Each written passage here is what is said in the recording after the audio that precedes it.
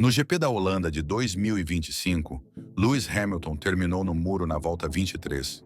O que aconteceu exatamente? O que parecia um simples erro de pilotagem em condições de pista molhada, esconde uma tempestade perfeita de falhas técnicas, decisões equivocadas e tensões internas na Ferrari. Hoje eu te conto tudo. Zandvoort, 31 de agosto de 2025. A curva 3 do circuito holandês tem sido, desde sua renovação, uma das mais espetaculares e desafiadoras do calendário. Um peralte que obriga os pilotos a gerenciar transferência lateral de peso, tração e aderência como poucas curvas fazem na Fórmula 1 atual. E foi justamente ali que a história mudou para Lewis Hamilton. Era a volta 15 do Grande Prêmio da Holanda. A pista estava sob garoa leve, um dos cenários mais traiçoeiros para qualquer carro. A superfície molhada, combinada com áreas pintadas nos bordos superiores do peralte, gerava uma aderência irregular e variável. Hamilton, que vinha pressionando o Mercedes de George Russell no limite, optou por um traçado alto, buscando manter maior velocidade de contorno e abrir o ângulo de saída. Mas então o inevitável aconteceu. Ao pisar numa das linhas brancas naquela zona elevada, a traseira de sua Ferrari SF25 perdeu aderência imediatamente. Em condições normais, o piloto poderia ter corrigido a saída de traseira com um leve contrabraço e uma modulação cuidadosa do acelerador. Mas aqui, o carro não ofereceu essa oportunidade. Em fração de segundo, o carro ficou completamente fora de controle. O deslize foi seco, brusco, sem aviso, e Lewis acabou batendo lateralmente nas proteções. A repetição do lance mostrou que a perda de controle foi instantânea. Não houve reação tardia, não houve tentativa e erro. Foi um cenário de armadilha técnica pura. O impacto não só destruiu a asa dianteira e danificou o eixo direito do carro, como também marcou o primeiro abandono do piloto britânico em sua fase com a Ferrari durante a temporada 2025. Um dado estatístico que, por si, diz pouco, mas que esconde um pano de fundo bem mais complexo.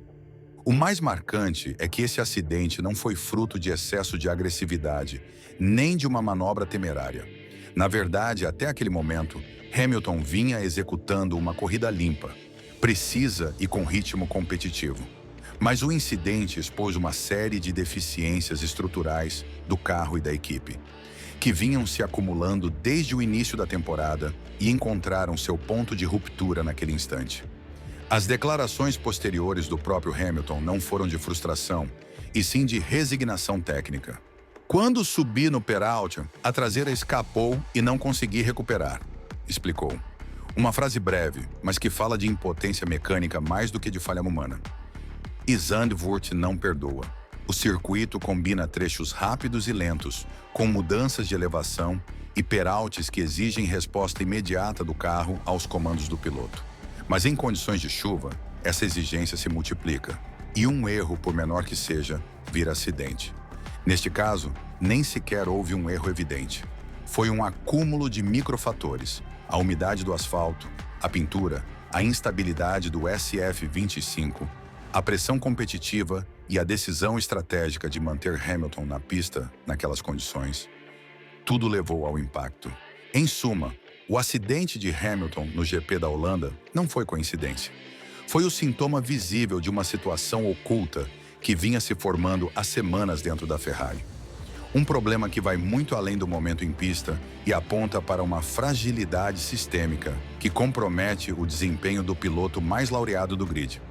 Quando falamos do SF25, o carro que a Ferrari desenhou para a temporada 2025, não estamos nos referindo a um carro ruim em termos absolutos. De fato, em certos circuitos ele mostrou velocidade. Mas essa velocidade tem sido intermitente, inconsistente e, sobretudo, profundamente instável.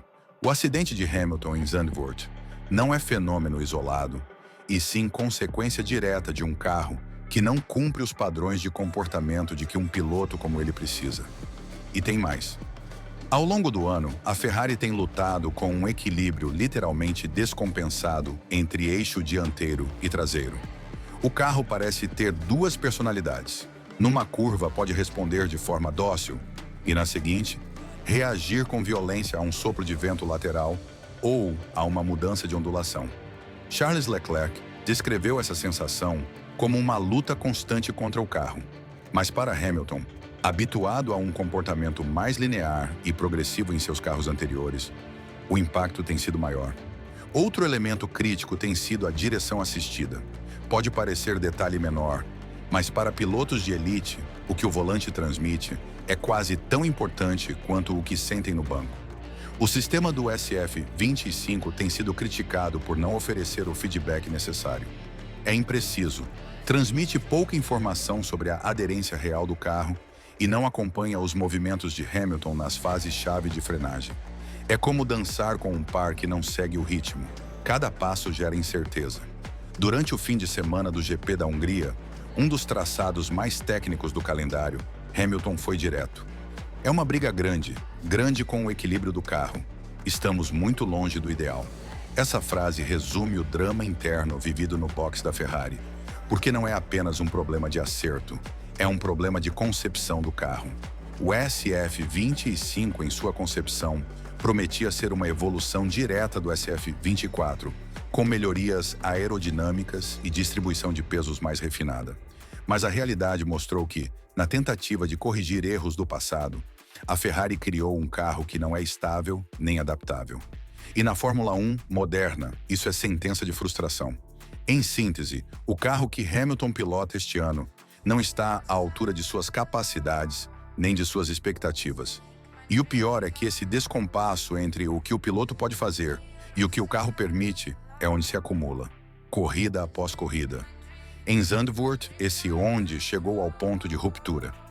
Zandvoort foi apenas o clímax de uma série de acontecimentos que revelam um padrão de desorganização tática. Na volta 21, 2 antes do acidente, as condições de pista mudavam minuto a minuto. Chuviscos intermitentes, temperatura do asfalto caindo, zonas do circuito mais molhadas que outras. Nesse contexto, as equipes começaram a preparar a troca para pneus intermediários. A McLaren fez, a Mercedes também. Mas a Ferrari, mais uma vez, hesitou. Hamilton estava em plena luta com George Russell, numa batalha em que cada segundo contava. Do muro, seu engenheiro de corrida perguntou: "Você acha que dá para estender esses pneus ou prefere entrar agora?" Essa frase simples reflete falta de liderança técnica. Em vez de oferecer uma diretriz clara, baseada em dados, a Ferrari transferiu a decisão ao piloto. Mas um piloto, em plena corrida, a mais de 300 km por hora, na chuva, gerenciando temperatura de pneus e disputando posição, não pode ser quem decide a estratégia geral. Essa dúvida, essa hesitação, colocou-o num limbo.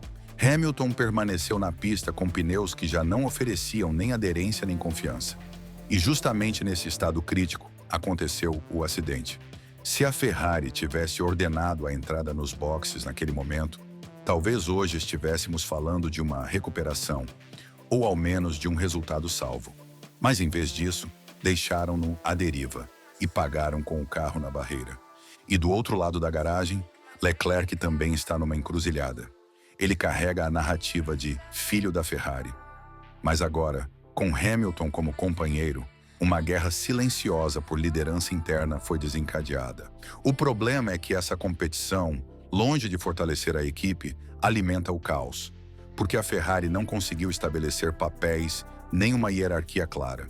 Ambos os pilotos recebem instruções contraditórias, desenvolvem o carro em direções diferentes e a equipe técnica fica presa num cabo de guerra constante. O acidente de Hamilton em Zandvoort não só destruiu um carro, expôs publicamente uma crise de identidade.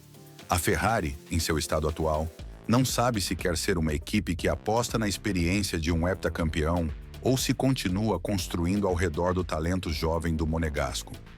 Não sabe se quer correr com estratégia ou com intuição. Não sabe se deve atacar ou defender. E, na Fórmula 1, a dúvida custa caro.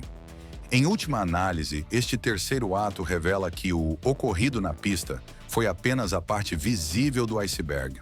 O problema real está nos escritórios de Maranello, nos fones do muro dos boxes e na falta de um projeto técnico unificado. Até que haja uma reestruturação profunda na forma como a Ferrari toma decisões, nenhum talento, Nem mesmo Lewis Hamilton conseguirá tirar esta equipe de seu labirinto. Depois de tudo o que vimos, o que aconteceu em Zandvoort já não pode ser considerado um acidente isolado. Não foi um descuido. Não foi erro humano. Foi consequência direta da soma de todas as falhas que atualmente cercam a Ferrari. A perda de aderência foi o gatilho, sim, mas o colapso real vinha sendo gestado muito antes de Hamilton pisar naquela linha pintada. E agora cai sobre a mesa a grande pergunta, inevitável e crua. Até que ponto Lewis Hamilton pode suportar essa situação? Lembremos de algo, não é qualquer piloto. É um dos mais bem-sucedidos da história da Fórmula 1. Um campeão com 7 títulos mundiais, dezenas de vitórias, recordes que definem uma era. Mas também é um competidor que construiu seu legado em uma coisa: controle. Controle sobre o carro, controle sobre o ambiente, controle sobre a preparação. E na Ferrari, esse controle não existe. Zandvoort foi o primeiro grande abalo dessa nova fase, mas não será o último. As tensões dentro da equipe, a insuficiência técnica do SF25 e a incerteza tática que domina o muro dos boxes continuam lá. E a temporada mal passou do primeiro terço. É hora de olhar além do acidente. A conversa real não é se Hamilton deveria ter aliviado um pouco antes ou se o traçado estava alto demais. A discussão verdadeira é: o que está falhando na Ferrari para que um piloto como ele, num carro de uma equipe mítica, protagonize cenas de frustração, batidas e silêncios constrangedores diante da mídia? Deixe sua opinião. Você acha que a Ferrari ainda está a tempo de corrigir o rumo antes que essa relação com Hamilton se rompa de vez?